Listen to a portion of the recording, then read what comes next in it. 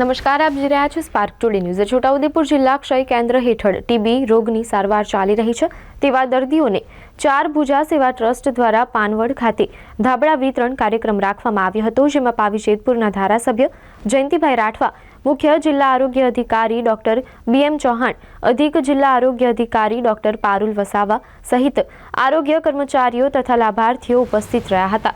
જ્યારે છોટાઉદેપુરના ઘેલવાટ મહારાજા ગાર્ડન ખાતે 200થી વધુ દર્દીઓને ધાબળા તેમજ મફલર વિતરણ કરવામાં આવ્યા હતા।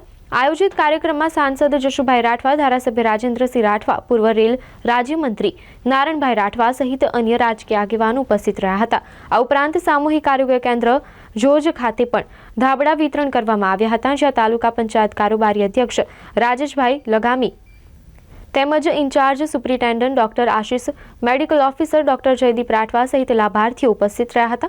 ચાર ભુજા સેવા ટ્રસ્ટ છોટાઉદેપુર અશોકભાઈ અજમેરા દ્વારા આજરોજ પાનવડ, ઘેલવાટ અને જોજ એમ 3 જગ્યાએ રાખવામાં આવેલ ગરમ ધાબળા તથા મફલર વિતરણ કાર્યક્રમમાં 400થી વધુ લાભાર્થીઓ ઉપસ્થિત રહ્યા હતા।